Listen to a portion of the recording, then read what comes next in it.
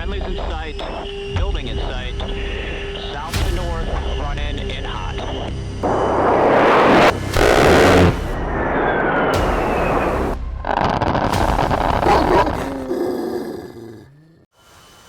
Hey Killer, Sheepdog here. In this video, we're going to look at something a little bit different with VoiceAttack. Online, I fly with Joint Task Force 501 in the 75th Fighter Squadron for the A-10. One of our pilots, callsign Crutch, has created some really cool UHF radio commands for VoiceAttack that you can add to your VoiceAttack profile. Using Crutch's custom commands, we can load all of our mission radio presets to our UHF radio, all from one command in VoiceAttack. Be sure to check out the description below. I'll get some more info out there as well about the squadron that I fly with. Just be sure to like and share, leave some comments, and if you have any questions, I'm sure Crutch would be happy to answer those for you. Let's jump into the cockpit and take a look at this really awesome tool Crutch has made for us. So let's look at how we can use VoiceAttack to do a preset of 20 presets in the UHF radio. I pulled up this SRS overlay. That way we'll be able to see some of these radio changes. But let's go look at our radio stack real quick. Radio stack. All right, so here our UHF we've just started up. I've got ground power applied. Turn the radio on. It's in manual. We want to make sure that our Freq is set to 251 and the preset is channel 1. And we want to crank this over to preset. And then from here, I can actually call out this new command. Load Nevada preset.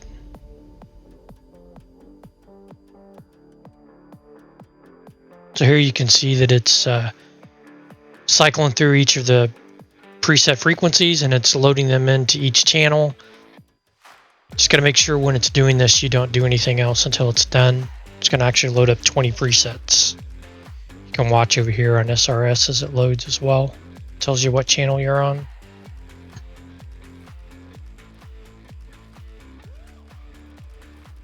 So it looks like once we hit 20, preset loaded complete. We hit 20, it loads all the way back to 1, and it lets us know that it's ready. So we can look over here. You can see we're on 276.25 for channel 1. Get it to go up here, channel 2, 227.5, 294.250. So it looks like everything loaded. The other cool part is if you want, you can use VoiceAttack to call out what channels you're on. One caution here, if you're making these manual changes like I just did, I really need to be back on 1. The command, the way it works, only knows where I'm actually starting from, and then it goes up and down based on that using command. So let's check that out. I got to go back to 1 real quick. All right, we're on channel 1. So let's say we want to go to channel 5. Preset 5.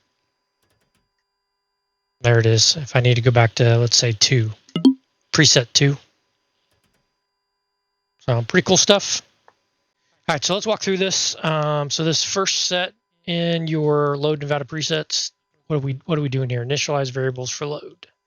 This is the initial position of where VoiceAttack thinks it's starting from. Okay, so it initially thinks that our default for the UHF is 251. 00, correct. 00. Yep. Okay. Perfect. And we're going to be on preset value of 1. Okay, got that. Perfect. All right, and then what are we going to do next here? These are our 20 presets. We're using a full integer value, so it is 6 digits. Okay. So when I call this command load Nevada presets, it's going to see the starting point, and then it's going to go to preset 1 and set that, preset 2, set that based on these values. Correct. It's pretty dumb. It only knows that the difference between where it was and where you're trying to tell it to go is so many clicks. Okay. So if it gets out of sync, it's going to just go all over the place and not work. Okay, gotcha. So it doesn't go in and look at like, hey, here's where I'm currently at and this is where I want to go. It has to be a specific point. Correct. Okay. I wish there was a way to do to do it intelligent, but I don't know of a way to get feedback on that. Gotcha. Alrighty. And then this is the actual process we're loading into the presets. It looks like preset Correct. 1, preset 2. These are this is you're telling it the preset and the frequency you want to change to. You call the subroutine, and then you put a pause in there of 1/10 of a second after everything is over to let it catch up. I have found that if you don't do that, it can get out of sync. It's stupid, but it does. Yeah, no, makes sense. Okay. So let's scroll down through our 20 presets. Okay, so 20 is done, and then what are we doing here in this next section? All right, the next section, I am changing the active preset to 1. If I don't do this, it's left at 20. It's just kind of a housekeeping type thing. Okay, so basically we load individuals from 1 through 20. In my UHF, I'm going to see it set at 20 when it's complete, and then it's going to dial it all the way back to 1. That is correct. Okay, easy. And then it knows, based off that 1, when I call out a preset number, it'll count, assuming it's off 1 to where I want to go next. That is correct. Okay. And at the very end, you'll get a voice confirmation that the presets have been loaded. Yep, where I see that down here at the bottom. Excellent. Yep. Okay. So a couple things. We know we power up for the first time. We want to actually put our radio in preset. We want to make sure we're at preset 1, and I think our default we said was 251. 25100. All right. Anything else you want to cover on it? Well, the control settings. Oh yeah, you're right. Control settings. So we need to be very specific to match our profile in DCS up with the profile that Crutch is set up here. So let's take a look at that real quick. Adjust controls. I'm in the A-10, and we're going to go to search. We'll pull up UHF. And here on our keyboard, we're going to be very specific that we set each one of these up so that it matches with the profile in VoiceAttack. Now, you don't have to do it this way if you have something you've already set up that's customized or something else you got going on, but that means it's not going to work in your profile, correct? Correct. The two of them have to match one way or the other. So in our edit command, the load preset, this is the module being called to load our presets. The Crutch is built. We can scroll down a little bit here and we can start seeing where some of this looping starts. And here, trying to find our actual values.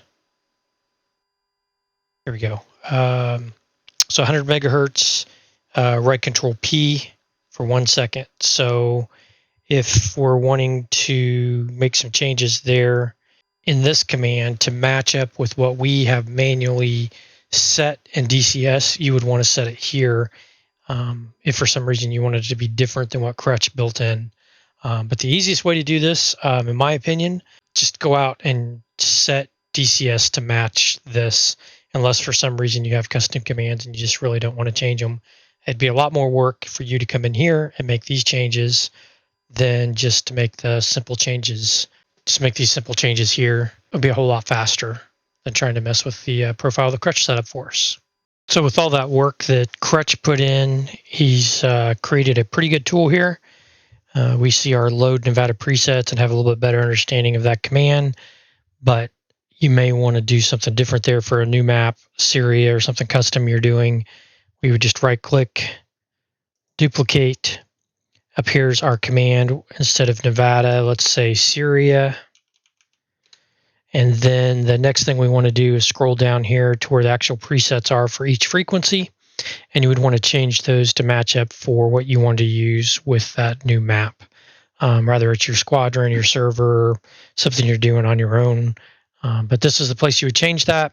And then you just hit OK. And then you see here it saves that for us as a new command. In VoiceAttack, we just need to apply, hit done, and now we're ready to go. All right. Anything else you want to cover on this? I don't believe so. The only thing is if a mission has already assigned a frequency to the A-10s, then that will not be set to the initial UHF frequency will not be set to 25100. So you can either manually adjust it and then call your load presets, or change the default start point. It's easier just to manually switch it to 251. Right. Yep. Okay. So that's the big key here is always make sure that when you first start up, you want to be on frequency 251. You want to be on channel 1 for your preset, and you want to be on preset for your radio, and everything should work. I hope you enjoyed this video and learned something new today. You may need to watch this one a few more times, maybe pause it in a few places, but hopefully it'll help you out with Crutch's new VoiceAttack profile and get you set up to do UHF preset frequencies quickly. Keep training and get at it. Sheepdog out.